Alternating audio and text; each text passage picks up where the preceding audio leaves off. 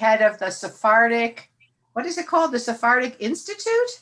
Sephardic Educational Center. Sephardic Educational Center, which has it's located in Jerusalem and in LA, right?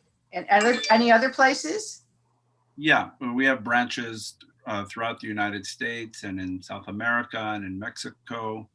And our headquartered campus, our actual only physical headquarter is in the old city of Jerusalem. Oh, that's good. And is that where you staying? Where are you staying?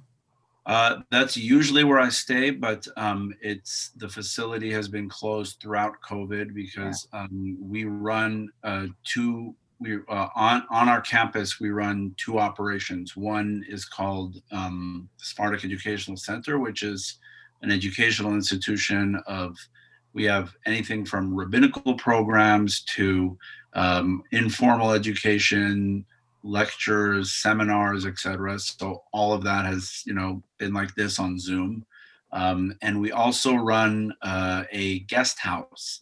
We're the only guest house in the old city of Jerusalem called Sephardic House Hotel on our premises. It's, I call it it's our Sephardic Educational Center version of, we have a good caterer in the shul that, brings income to the synagogue, right? And that's one of the ways our nonprofit organization has steady income. And it's a hotel that is like, if you go on, Orbitz or, hotels.com or, whatever, booking.com, it's there. It's the only hotel in the old city. We have people from all over the world staying there, but not in the last 10 months. So that's been shut down. So I'm actually staying in an Airbnb apartment in Nachlaot.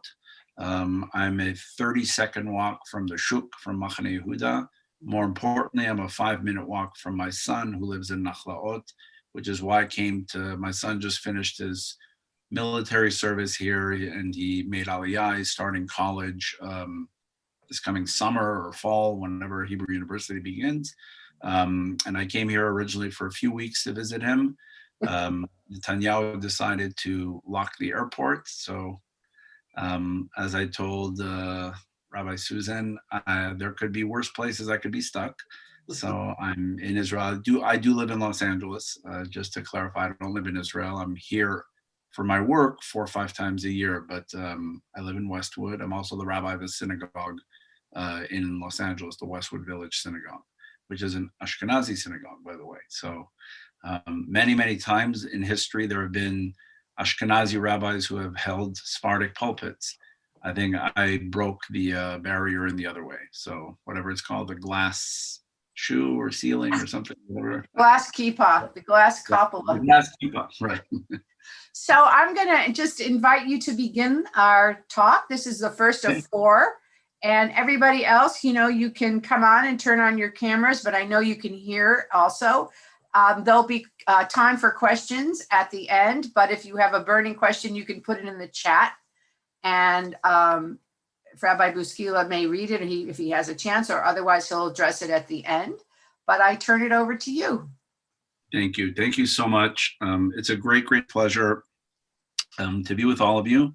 I know this would have been on Zoom one way or the other, but we're in a little bit of different time zones, but it's all good. In the last month, I've been doing a lot of this teaching, and this is actually, of all the classes, the best timed one in terms of, I'm not up at 11:30 p.m. teaching a class or even later, or in some cases next week, I'm waking up at 5:30 a.m. to teach like a Monday evening at 8 p.m. class. So this is actually really good. This is not the first time I've taught for Wilshire Boulevard Temple. I've had many, many wonderful teaching experiences in the synagogue, both in the historic campus and synagogue in, towards downtown Los Angeles on Wilshire Boulevard, and also on the Barrington campus, which is a lot closer to my home. But I grew up in Los Angeles. I'm born and raised in LA. And so I've been very, very much aware and part of the community. I knew a lot of friends growing up who were part of Wilshire Boulevard Temple. for years. I remember Rabbi Magnin. That's been a big part of my upbringing growing up. I actually remember I never prayed in Wilshire Boulevard Temple. It wasn't my community growing up, but of all people that I remember seeing, at least my first memory of going to Wilshire Boulevard Temple was my father and I went to hear Carol O'Connor, otherwise known as Archie Bunker, was speaking at Wilshire Boulevard Temple, and I was so mesmerized to hear how liberal and intellectual he was, because I grew up with him as Archie Bunker on All in the Family, and he wasn't quite liberal and open-minded in his character. So that's one of my childhood memories from Wilshire Boulevard, but I've been there many, many times since. And it's a beautiful, beautiful community. I think I remember Rabbi Susan, I think we participated also. There was a concert that you had with Spanish music, with Sephardic. I think there was a Sephardic component, or it was the whole thing was Sephardic. What was that? Remind me. I think we just did a Sephardic concert of Sephardic music. Yeah. Yeah, it was beautiful. I remember, and I had the privilege of participating there. I remember the beautiful reading that we did for Elie Wiesel in his memory when we read Night. So a lot of wonderful experiences with the community. So I'm glad to be with you again. Look forward to the next month to sort of taking a journey through Sephardic history, culture, identity, discussion of anything ranging from language to background, to my own personal story, and how it sort of illuminates, I think, in many ways, or throws light on the topics that I want to, address. I would love also your participation. I could talk a lot, but I want to hear what you have to say. I want to hear your questions. I want to know what's on your mind, what some of your burning questions are. The whole question of identity and, what is a Jew? Who is a Jew? Where are we from? The wandering Jew is a continuing journey. If I can talk about my own experience for a moment before I speak about my family's background, which I think I would speak not just to, tell you, here's my family's background, but I think it's an excellent starting point for a discussion. I could talk about first my own upbringing. I'm a first generation American. My parents are born. My father was born in Marrakesh. My mother was born in Algeria. They met in France. They were, I think, kind of probably distant cousins of some type or another. They met, got married in 1955 in south of France, in Lyon. My father left Morocco. He left Marrakesh in 1946. He lived in Paris for 10 years. My parents lived there the first year they're being married, I think, till 1956. They came to Canada because it spoke French. That was their language. My parents were, yes, Moroccan and Algerian, because that was the home and the culture that they grew up in, but they were very French. So when I say that I'm French Moroccan, I grew up in a French Moroccan home in West Hollywood, but with a very heavy emphasis and accent on the French. Not less so on the Moroccan, but the Moroccan came out maybe in certain foods, so of course in the way we prayed and the holidays that we celebrated and the style in which we celebrated. But so when I think about my own identity, I am, invariably a French, Moroccan, Sephardic, American Jew. I don't know in which order. People ask me, what language do I dream in? What language do I count money in? What language do I tell jokes in? What language do I say I love you in? So it really depends on the mood. And language is very important for expression, for cultural expression. My parents came to Los Angeles in 1961. I was born in 1964. I grew up in a home where we did not speak a word of English ever. I never spoke to my parents ever in English, or to my sisters. To this day, my parents are no longer alive. My sisters both live in Los Angeles. We still speak the one and only language that we spoke at home, which is French. It's my first language. I did not know English when I went to Jewish day school. I grew up in a modern Orthodox, very Ashkenazi Jewish day school. Maybe I'll tell you a story or two about that because it'll also kind of illustrate kind of the next point I want to make. But that's my upbringing, in terms of my background. I went to Jewish schools my whole life. The Los Angeles that you live in today, where you hear and see a lot of Sephardic Jewry, Persian Jewry, Israeli Jewry. For those of you who have been in LA a long time, that's not the LA I grew up in at all. There were a handful of Sephardic families. The community was much smaller. It was divided along different ethnic lines.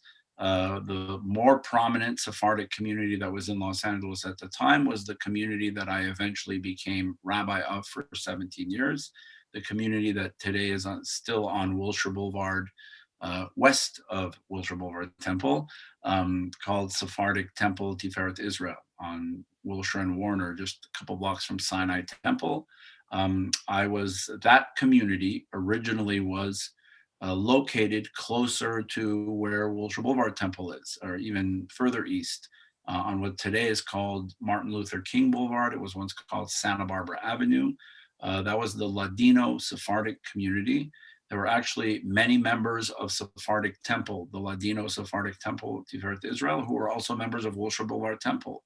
The Altabets, the Tarikas, the Amato family, I know some of them still are members today. And people will ask, like, why were they at Wilshire Boulevard Temple and Sephardic Temple? So that is, I think, also a very important point to understand. It's about, immigrants coming to America, and on one hand, wanting to be very much preserving their cultures. So they had Sephardic Temple to do that. But they also wanted to be American. And Sephardic Temple Tiferet Israel is not America. Wilshire Boulevard Temple is America. It's modern American Judaism. Sephardic Temple, or any Sephardic synagogue, is an attempt to capture and mimic and carry over a Judaism that was imported from somewhere else, whether it's from Morocco, Syria, Iraq, Rhodes, Turkey, etc. When you walk into a Sephardic sanctuary on Shabbat morning, the culture is not American. The music is not American. The style, there's no attempt to create, other than the sermon being in English, which wasn't the case in the beginning. In the 1920s, when they came, the sermons were in Ladino, much like the sermons were in Yiddish in many Ashkenazi communities. So why the duality of, on one hand, I want to be, with my Sephardic people, I want to bake borekas and I want to hear Ladino. At the other hand, I want to say, we've arrived in America. You've arrived in America if you go to Wilshire Boulevard Temple. The 1980s and 1990s and 2000 version of that, for those of you who are well familiar with the sociology of Los Angeles, is the fact that in a very heavily Ashkenazi, organ-playing, sophisticated American English-speaking Rabbi Wolpe Sinai Temple, 950 Persians are in Sinai Temple every Shabbat morning, right? Like, why aren't they all at the Persian synagogue called Netzach? Why would they go to Sinai Temple or to Valley Beth Shalom and so on? The answer is, again, I want to be in America. I'm not interested in only carrying over. Maybe on the high holidays, I want a little bit of the tunes for an hour, and that's what ends up happening. So I'm throwing all that out because the Sephardic Jew, wherever he or she comes from, carries with them that, the history of where they come from, the immigration to a new country, the desire to be part of that country and to streamline into that country. And when you try to create, if I were to, upon coming back to Los Angeles, if I say, I'm quitting all my jobs and I want to start a new Sephardic synagogue. Okay, somebody gives me a new piece of property and they say, we're going to build a Sephardic synagogue. The reason why I say they give me a new piece of property versus inheriting one of the buildings that exists, because various questions would go into, and this is not something we'll discuss tonight. I'm just kind of previewing for you what, some of the issues I'd love to explore with you down the line, so you understand a little bit of the mindset of the Sephardic Jew in America. If someone gave me a piece of property and said, build a new Sephardic synagogue and a Sephardic community in the year 2021 that fits American mentality and addresses the style of being an American Jew, but retains the Sephardic spirit. Why do I say that giving me a flat piece of property and asking me to build a community, starting with putting up a building, would be a challenge, or there would be many questions I'd have to address, would be, how would I build the synagogue? Would it be built in a Moorish style? Would it be built in a Moroccan style? Would men and women be sitting separately? Would there be a women's balcony upstairs and men downstairs? Would the men and women sit separately on either opposite sides? Would they sit mixed seating? Would we have a microphone? Then let's talk about what kind of prayer service we would have. Would it be egalitarian? Would we hire Rabbi Susan Nanis if she wants to leave Wilshire Boulevard Temple and there's a position open? Would we be open to hiring a female rabbi? Would women wear a talit and a kippah? All of those questions that may be a given of either yes or no if you walk into Beth Jacob, which is Orthodox, or Wilshire Boulevard Temple, which is Reform, right? Those are wide open questions, because when Sephardic Jews came and built their synagogues, when my parents were late immigrants, they came in 1961 to America. I'm talking about the Sephardim that came even hundreds of years ago. When they came to America, they didn't think about what's going to be in Sephardic Judaism in 50 or 100 years. They basically built it as nostalgia for themselves. I miss Turkey. I miss Rhodes. I miss Morocco. So I'm going to build something that's going to feel like that.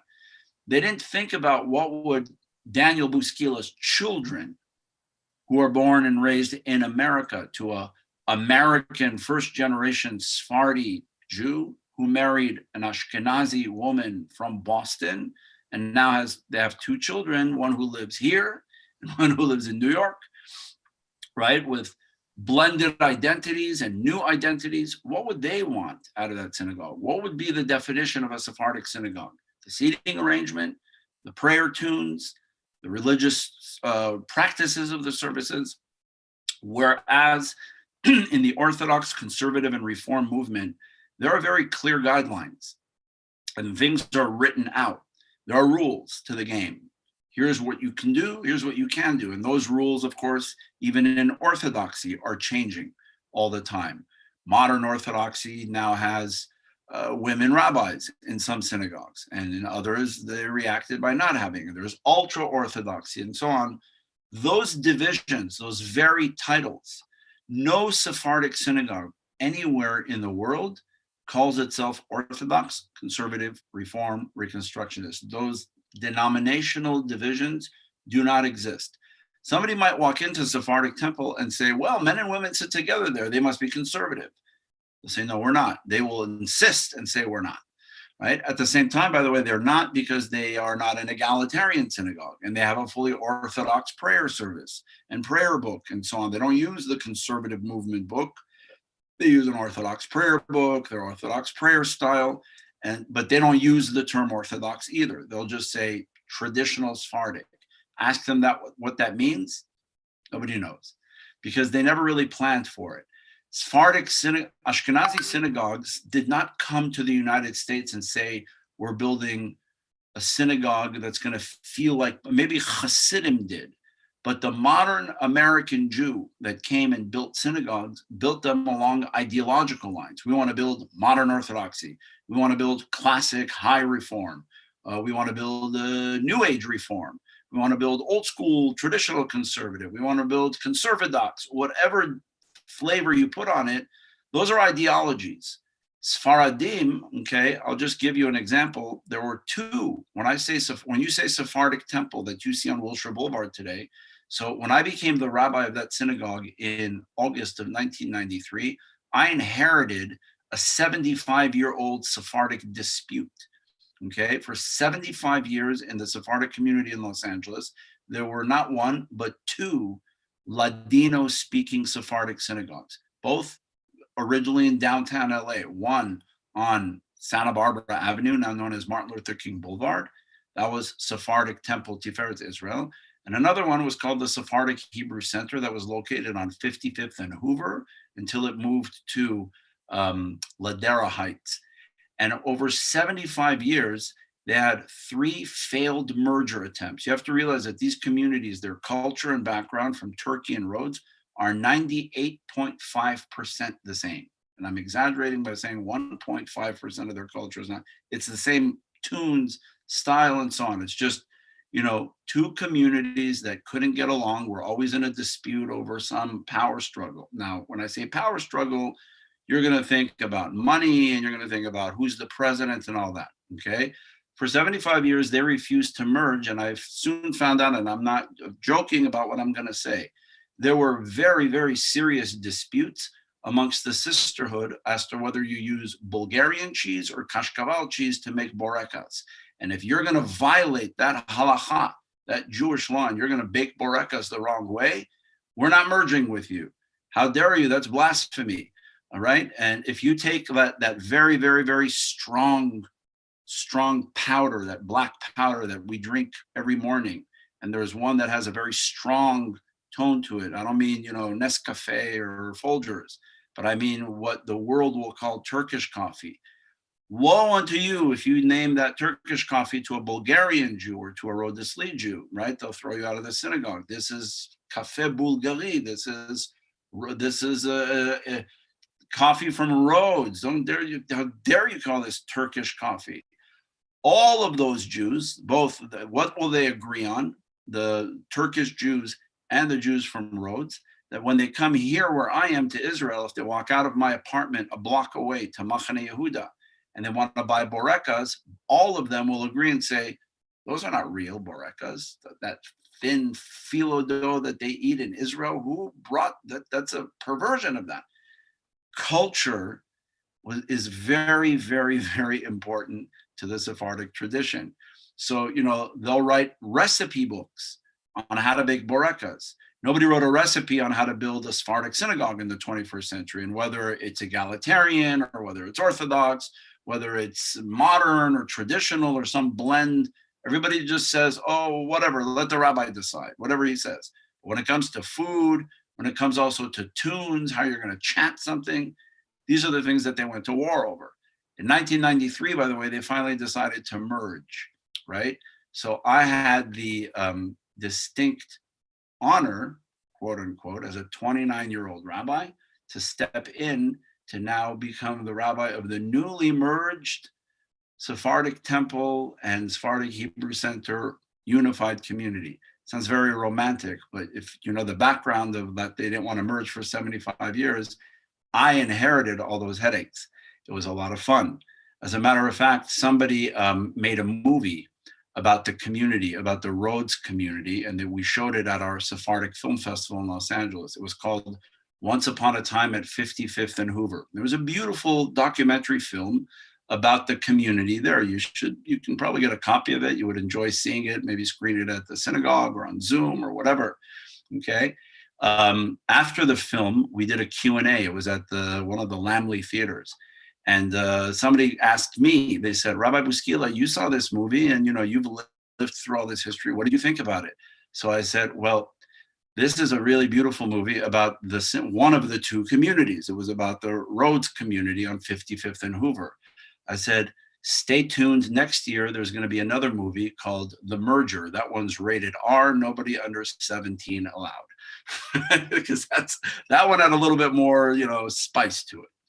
So, the Sephardic community has, I'm giving you all this because I want you to understand that like the DNA of what goes into building a Sephardic community, from the culture of what a board meeting feels like, from its whole history, is very, very different. And I'm starting in LA and with my own story in order to bring you to that's where you live. You don't live in 1492 with the expulsion from Spain. We're going to go there to give you the background and how all this came.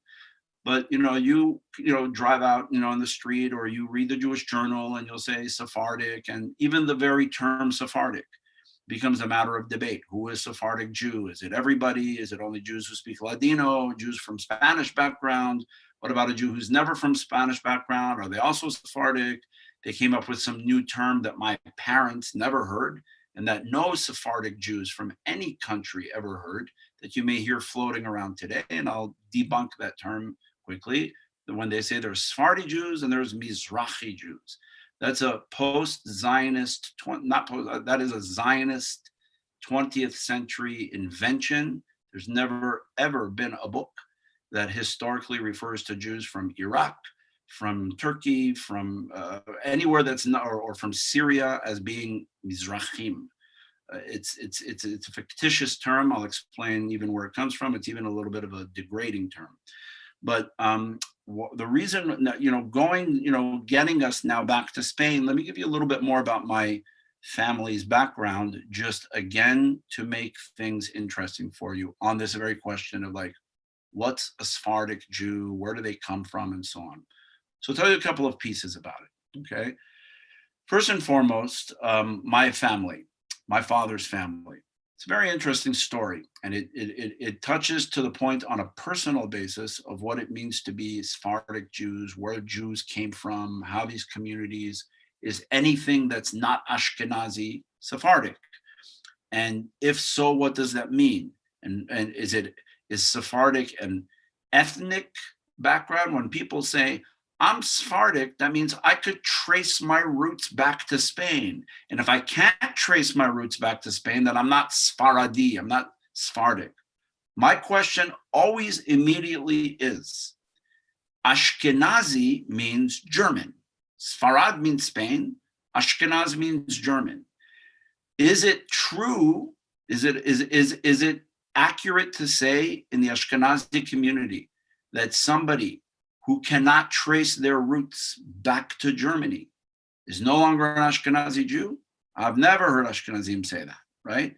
Whether you're a Litvak or a Galicianer, or whether you come from Hungary or Poland, and you have nothing to do with German. At most, they'll say Germans are the Yeki Germans, but the general term is used as a geographic term, as a cultural term, as a halachic legal Jewish term to say Ashkenazi Jewry, right?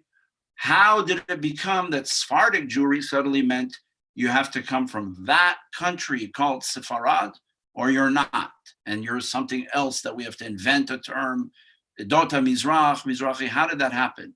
The reason why that's an interesting question is because let's take my family as an example. My last name is Bouskila, that's my father's father's name. My father's father, okay, Shalom Bouskila, Zichrono Libracha, he's buried here in Jerusalem. He was born in Marrakesh. So was his father, and so was his father, and generations back. My father's Bouskila side of the family, his father's side, they were in Morocco long before Jews, long before the golden age of Spain, okay? The classic golden age of Spain that we're talking about. There were Jews living in Morocco that had never been through Spain, okay? Including, without getting into long sweeping histories, including the Bouskila family. They lived in Morocco for 1600 years, okay? Before there was a prominent community in Spain, during the golden age of Spain, and after the golden age of Spain. There were Bouskilas living in Marrakesh, in Morocco, and there were many others, okay? Bouskila is an Arabic name. There's all sorts of meanings of what I was told. It's the wearer of a distinct garment of clothing, whatever, okay? It's an Arabic name, okay? Then my father's mother, my grandmother, her maiden name is not an Arabic name. Her maiden name is Pinto. Pinto comes from Spain. That means that my grandmother's roots are Spanish. They're not Moroccan. Indeed, my grandmother's father, my great-grandfather, was a rabbi in Marrakesh, Rabbi Yosef Pinto, and my entire lineage from my grandmother's side, from my father's mother's side, were all Kabbalists, starting with Rabbi Yaakov Pinto, who came to Marrakesh in the 16th century. I have manuscripts and books, some that have been published, others that are still in manuscript or in microfilm form. Some are in library. Some of the manuscripts are in the libraries of the Jewish Theological Seminary. Others are in libraries here in Jerusalem, all from my family's side. Okay. I could, talk about that another time. I don't want to talk about that. They were Kabbalists, and we will talk about Kabbalah during these 4 lectures because it's important to know that the origins of Kabbalah and mysticism, this is something perhaps that you never hear of because unfortunately, especially for those of us from LA, we think that Kabbalah was born on Robertson Boulevard. It was actually born in Spain in the 13th century. The Zohar was written by somebody named Moshe de Leon. The great early Kabbalists were Moshe de Leon, Rabbi Moshe ben Nachman, Nachmanides in 13th century Spain. But then the famous Kabbalah as we know it flowered where? Where did it flourish? Here in Israel, right? In Tzfat, in the city of Tzfat in the north. And who were the Kabbalists there? What were their names? Cordovero and Caro and Alcabetz. They were all Spanish exiles that were expelled from Spain in 1492. The birth of Kabbalah as we know it, the global Kabbalah movement that started in Tzfat, is a direct outcome of the expulsion from Spain. Had the Spanish community of Jews never been expelled from Spain in 1492, there would have been no Rabbi Yitzchak Luria, the Ari, and the Kabbalists. There was a Zohar that was written, but what happened to it in Tzfat, the global Kabbalah as we know it, the Kabbalah that ended up influencing and creating Hasidism later in the 18th, 19th centuries and so on, none of that would have happened. It was a direct theological response to the expulsion from Spain. The expulsion from Spain was not only viewed as an event that, Spanish Jews who spoke Spanish were thrown out of a country because the Christians didn't like them. It was viewed as being a reenactment of God's will when the temple was destroyed hundreds of years earlier. And much like there was a halachic response to the destruction of the temple, now there was a theological response to the destruction of the Spanish community. That response was called Kabbalah and mysticism. We'll talk about that down the line. But my grandmother's family came from that community, right? And they brought that Torah of Kabbalah with them, not the Kabbalah of the Lurianic Kabbalah, because my family didn't go to Israel. They brought with them the Zoharic Kabbalah that came from originally from Spain. Now, what happened to my grandmother's family, when they arrived in Morocco? What was their reception, right? In the mythological Ashkenazi Sephardi division, where people think that all Sephardim are created equal because they're not Ashkenazim, right? They would say, well, of course they were greeted with open arms, right? So I would ask you this question, right? When people will say, will an Ashkenazi Jew marry a Sephardic Jew, okay? Will if you know anything about, your own Ashkenazi culture, what would it be like when a Galicianer brought home a Litvak? What would it be like when a Chassid was dating a Misnaged? Know what all that means? I'm giving you Ashkenazi terms. I hope you know what they mean. I don't want to give a lecture now on Ashkenazi Judaism, right? But Hasidim and Misnagdim in the 19th century, they didn't get along. They were Ashkenazim. That has nothing to do with Sephardic Jews. They would never marry each other. Galicianos, Litvaks, etc., they wouldn't marry each other. So, along the exact same lines, when my grandmother's Pinto family and many others like them arrived in Morocco in the 16th century, okay, I'll tell you this. By the time my father was alive, this division that I'm about to describe didn't exist. However, there's a beautiful synagogue. Maybe next time I'll bring the photo and put it up on the screen. You could see it. It's still in Marrakesh today. The most beautiful Moroccan synagogue in the Jewish neighborhood of Marrakesh, in the Melech of Marrakesh, right, is a synagogue called in Arabic, Slat al-Azama. Slat al-Azama means the synagogue of the foreigners. What does that mean, the synagogue of the foreigners? That was the synagogue, that was the name of the synagogue that the Bouskila side of the Moroccan community gave to those who prayed there, because who prayed in that synagogue? The Pinto family, etc., right? Jews that were named Ben Tolila, Toledano, etc. Those were not Arab and Moroccan Jews. They were from Spain. Toledo, Toledano, Ben Tolila, okay, etc. I'll even give you one that's going to twist your mind a little bit. Let's take a pause and a parenthesis, if you could follow me. When you want to say who is Sephardic and so on, okay? I'm going to confuse you now if I can, but it's fun. Have you ever heard of the very, very Moroccan name? It's here in Israel, it's a very common name, as is Bouskila, by the way. When I grew up in Los Angeles, we were like the only family in the United States with that name. Suddenly I came to Israel and it's like Smith in the telephone book. Bouskila, like, wow, I had no idea.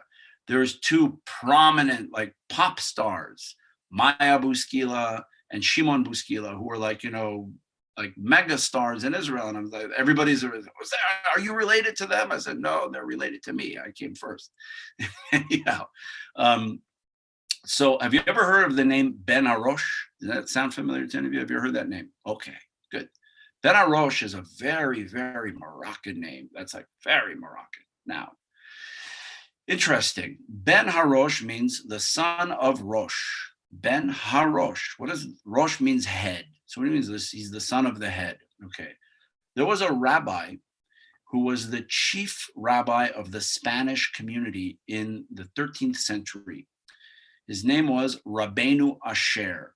Rabbeinu Asher, the abbreviation of his name is Rosh. He was known as the head. They named him the Rosh. He was the head of the community, right? He had many children who were rabbis, and they were always known as Ben Harosh, the son of the Rosh. He was the original rabbi.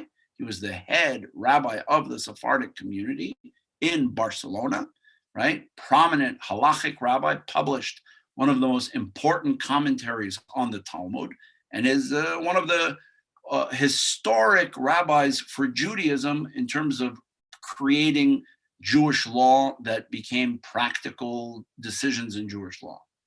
The Rosh had many, many sons, okay, who lived in Spain, and eventually the Ben Harosh family, all of them came to be known as Ben Harosh. Ben Harosh were the child of the Rosh.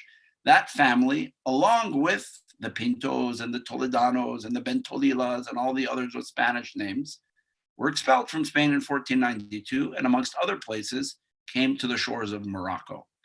Okay, what I haven't told you yet is the Rosh himself, the original rabbi. Where was he born and raised? Anybody want to venture a guess? He was born and raised in Germany. He was born and raised in Germany, okay? That means that he is an actual Ashkenazi Jew who moved to Spain in the middle of his life, became the head rabbi of the Spanish community, right? It had nothing to do with ethnicity. They viewed him as an incredible Talmudic scholar and felt privileged to have him. It wasn't because he didn't speak Spanish or Arabic, he can't be our rabbi, right? There was no such nonsense then, okay? And he became their rabbi, and his families were, his children were so proud to be his son and grandson and so on, that they kept that name alive, that tradition. We're descendants of the Rosh, the rabbi. That means that by the time they were expelled, they were a Spanish family. By the time they arrived to Marrakesh, they were a Spanish family, right? But their origins were in Germany. So are they Sephardim? Are they Moroccans? Are they Spanish? Yes, no, comes a great question. Much like it's very confusing to people. Now there's not so many of them left in Los Angeles. The synagogue that I was the rabbi of, Sephardic temple, there were many, many, many Turkish families, right? I know many of them. I grew up with many of them in the Sephardic community. Ladino-speaking, Boreka-eating Sephardic Jews, the purest Sephardic Jews, whose last name is not Ben Harosh, but Ashkenazi. Why do they have that name? That's a Sephardic Turkish name. Why did they call themselves Ashkenazi? Because that family originally came from Ashkenaz. They came from Germany. And they arrived and lived there and distinguished themselves. You know, if my name was Yosef, I'm Yosef Ashkenazi, Joseph from Germany. That became my last name. Hundreds of years later, when the Ashkenazi family was very well rooted in Istanbul, right, or in Izmir, and they forgot German, they never spoke a word of Yiddish. and they left behind gefilte fish and matzo balls, and they were now eating borecas and boils, right? And they were speaking Ladino. So everybody said, oh, you're, Chaim Ashkenazi, Sepharadi Tahor is a pure Sepharadi. Originally, his family came from Germany. So it gets tricky. So the same with my family. A Bouskila would have never married a Pinto in the 17th century. They prayed in separate synagogues. By the time, I don't know how my grandparents met. It may be that my grandfather, right, heard that synagogue, the synagogue of the foreigners, that there were like very cute girls there. So he like snuck in and he met my grandmother. And he said, oh, I met this beautiful blue-eyed Spanish woman. She doesn't look like the women. She came from her name is Pinto. She comes from a different place than all these local Moroccan girls. I want to meet her. That's maybe how they met. I have no idea. But in the 17th century, that could not have happened. They were separate, distinct communities. And there are actually books that attest to the fact that they didn't talk to each other. They didn't accept each other's rabbis as being legitimate. They were completely separate, distinct individuals. So this makes the whole question very interesting. When we say Sephardic Jew, does it mean lineage? As we could see in some cases, that becomes extremely tricky, including my own, but Ben Arosh, Ashkenazi, I can go on and give you 20 other examples, okay? Who is a Sephardic? Is it a cultural thing? Yes. Is it a lineage thing? Somewhat. Is it a culture and custom and language and linguistic issue? Very much so. With the time remaining, I'll say a couple of other things and I want to open up. I hope you have a couple of questions or comments I'd love to hear. I grew up in America in a very, like I said, French, Moroccan, Jewish home, Sephardic Jewish home. But I grew up in America. I went to Jewish day school. I went to a Jewish day school that was very, very Ashkenazi.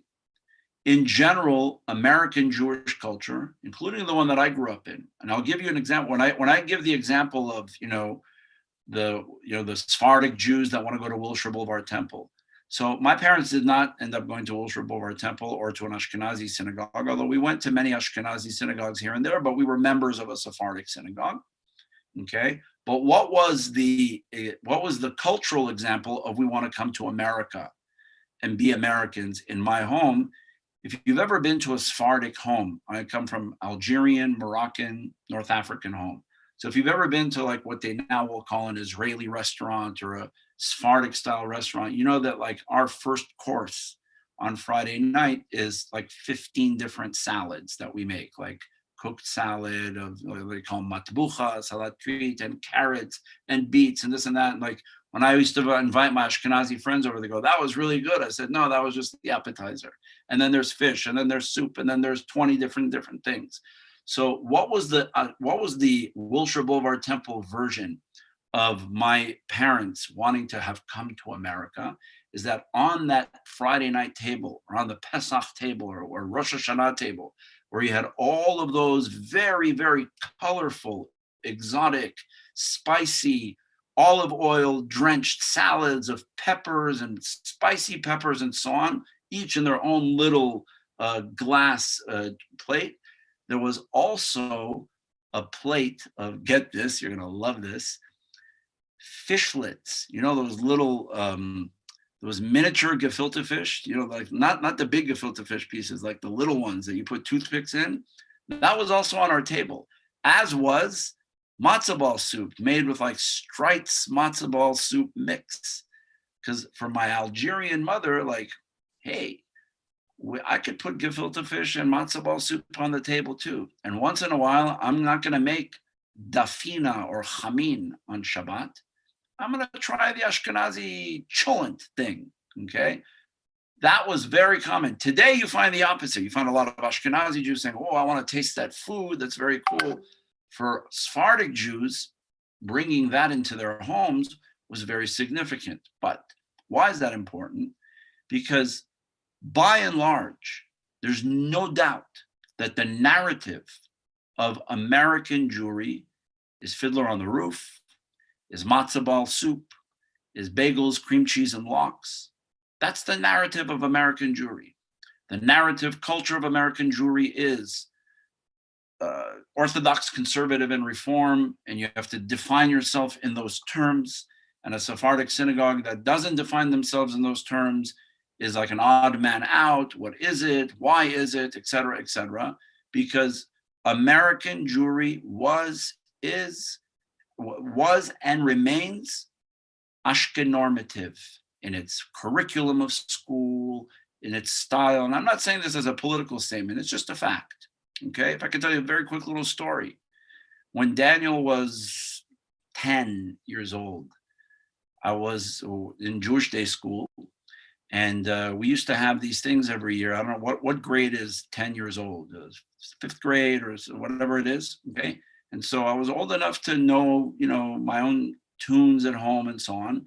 And they invited. This is very much back in the 70s when mothers came to the model Seder during school because, moms were home, dads work, very old school thinking. So like my distinct memory is like, oh no, our dads can't come, they're all at work, but all the mothers are going to come to the model mock Seder that we're having. And they assigned to us and they said, we want to do something different this year. This was like a new experiment. We want each of you, we're going to assign each of you a piece of the Pesach Seder, and we want each of you to learn it with your parents and to do it the way you do it at home.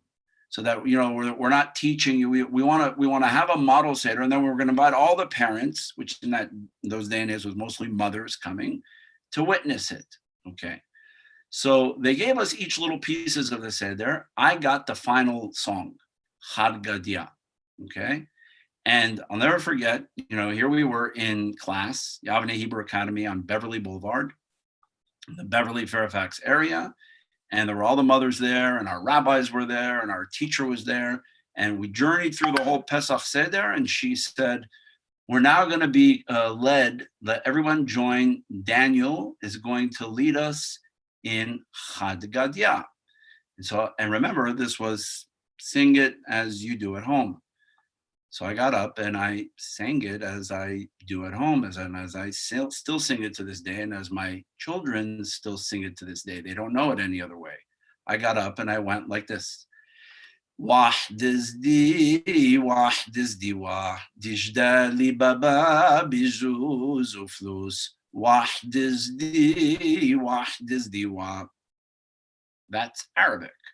And the teacher was like, so like, is this a member of the PLO in class? Like, what's going on? You're a Jew speaking Arabic. And like, it was like a very shocking thing of a Jew speaking Arabic. And, it was so interesting to me later on, throughout my high school education. I went to a yeshiva high school, Eula, where we studied who they called the Rambam, right? What I'll call Maimonides. It was, the way I was taught Maimonides, or Rabbi Moshe ben Maimon, I was taught that in such an Ashkenormative style that, they almost put a black hat or a shtreimel on Maimonides. It came as a shock to me, the same shock that my teacher had when I was 10 and I sang Chad Gadia in Arabic. I was equally shocked to find out that Maimonides' most significant works of halakha and philosophy were actually written in Arabic. Because Maimonides, in the golden age of Spain, which we'll talk about more next time, he's a product of Islamic Spain, not of Christian Spain and not of classic European Spain, but of the Europe that was dominated by Islam at the time. That's very, very significant. But in America, the culture is very Ashkenormative. Here, on the other hand, where I am now in Israel, in the beginning, in the early part of Zionism, 19th, 20th, early 20th century, all the way through the 1940s, most of the culture of early Zionism and the vision that's, laid out in Amos Oz's A Tale of Love and Darkness and all the other books that reminisce about the Zionist vision, was to recreate Vienna in Jerusalem. It was to create a European, secular, influenced by Ashkenazi European normative, Euro-normative terms here. The culture of the state of Israel today, both in terms of sheer size of population of Jews from the Middle East and North Africa, after 1951, when 1.5 million Jews came from Arab lands, right? And brought with them language, culture, food, etc. So today you'll have very, very Ashkenazi Jews, okay, who are ordering foods in Arabic, who are listening to very Middle Eastern music, right? And as my son and his friend today, it was a beautiful day outside, so my son took me, we went out on a beautiful water hike, and then we went to the Jerusalem Botanical Gardens. He said, enough of Zoom, you have to get out and breathe a little air now that the lockdown has been lifted a little bit, because I've been kind of shut down for 3.5 weeks here. So he took me out, and he and his friend, he has a friend who's also was a lone soldier, who's very much also in the same way like me. He's a Moroccan kid named Ori Shushan, whose parents are Moroccan, but he grew up in Brooklyn. And so here, Ilan and Ori, the American Sephardic kids who live in Israel now and served in a IDF combat unit. When I told them I'm teaching this lecture tonight, they said to me, they go, please make sure to remind everyone there. They said, but they said it with love. And you have to understand, these are 20-year-old kids talking. They said, even Ashkenazi Jews in the army, when they want to insult somebody and say, you're such a nerd, or you're so square, or you're not cool, what do they say? It's become part of the slang in Israel. Eze Ashkenaziata, you're so Ashkenazi, right? It's become like, oh my goodness, like, lighten up, that's become part of the culture in Israel. Israel is a completely different culture, and that has its positives and its negatives. There's pieces of the American Ashkenormative culture which are amazing and beautiful, and there's pieces of the very Sephardic culture in Israel which are not so nice, that I'm not so proud of, right? It is what it is. Cultures are alive, and they express ideas. So it's interesting when, the shock that people find when they come from the American Jewish community to the state of Israel is not the difference between America and Israel because of geographic locations. It's because the culture in this country, minus a handful of small pockets today, the music, the accents, the language, the pop music, the food in the shuk, the restaurants, etc., is a Middle Eastern, North African culture. And it's even getting more and more intensely Middle Eastern and North African. There's an embracing that Ben Gurion tried to squelch that, and they've embraced it in many ways. What I want to do, I know we have a little bit of time left. Do we have any questions or anything that I've addressed that anybody wants to say? Please, I've spoken too much. Anybody? Yeah, Cami. Yeah. Hi, I have two questions. My first one is, when did the term Cepharad come into use? Obviously, it was diaspora, it was post-expulsion in terms of how people outside Spain used it. But could you talk about that for a minute? Yeah, sure. So, it was used already even while the Jews were in Spain. Anachnu Anshe Sfarad, Kihilat Sfarad. You find already rabbis who, in communications, when they communicated and they spoke about, we, the community of Sfarad, and so on.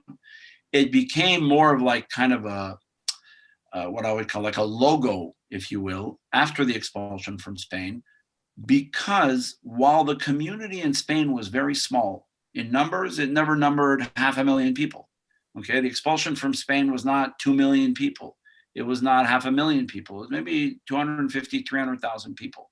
But it is and the same, by the way, for Ashkenaz. When we talk about Sfarad and Ashkenaz in general, it's not an ethnic term.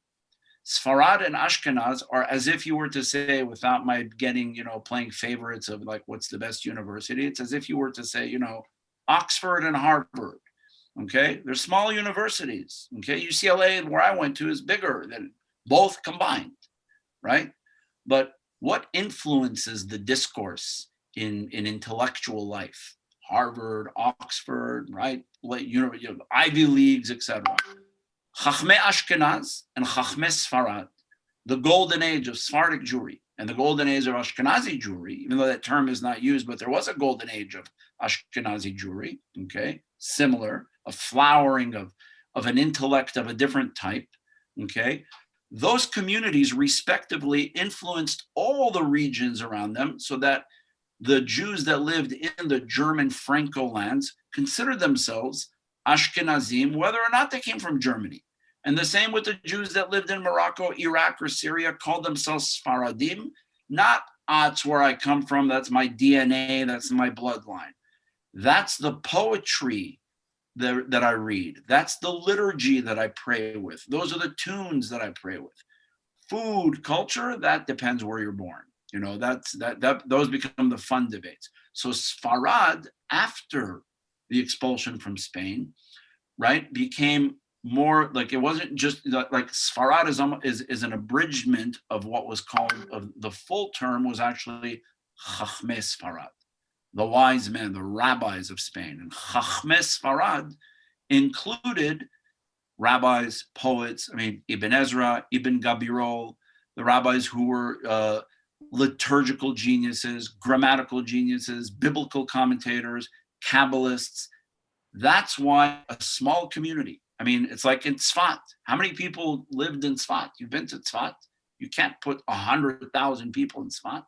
The whole community of Kabbalists in Tzfat numbered 150, 200 people at most, right? Look at the influence it had globally. Sfarad was the ideas that came from there, not the bloodlines. So I hope I addressed that. You had another question.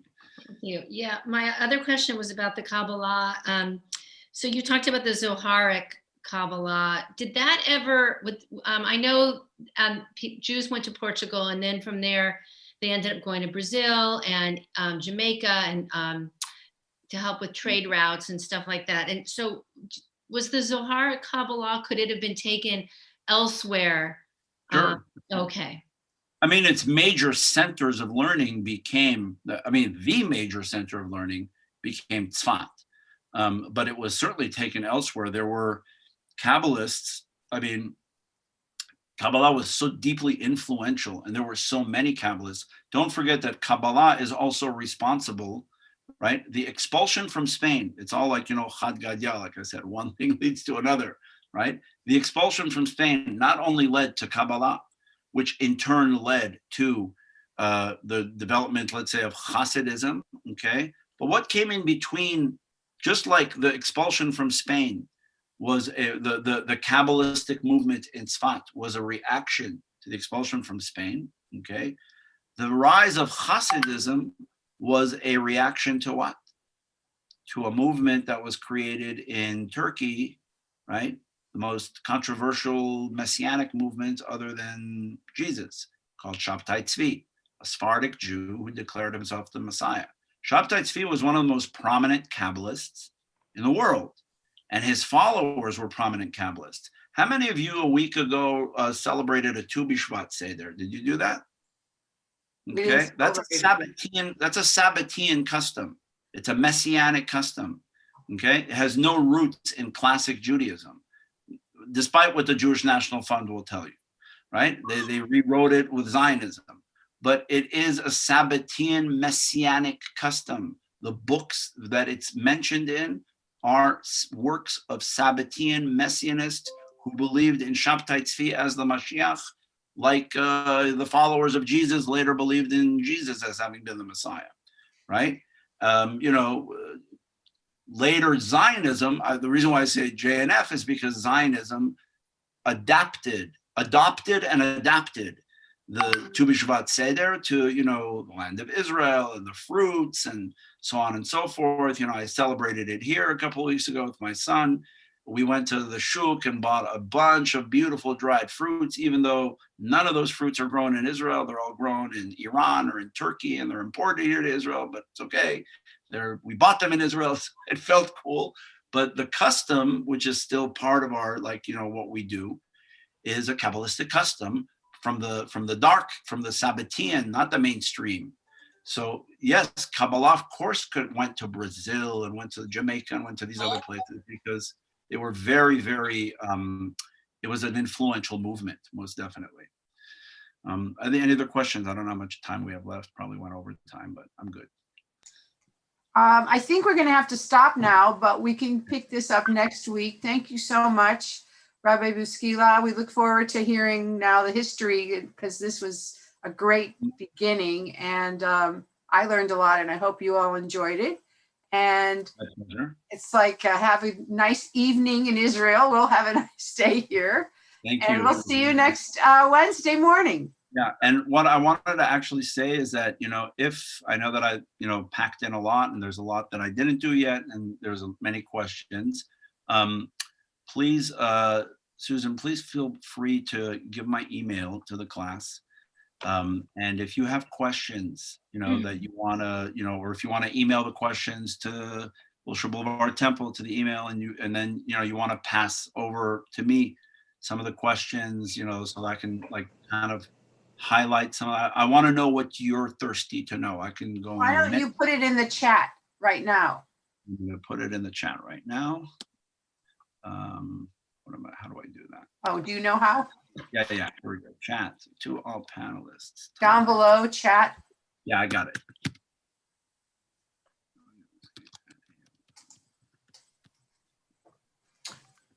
There you go.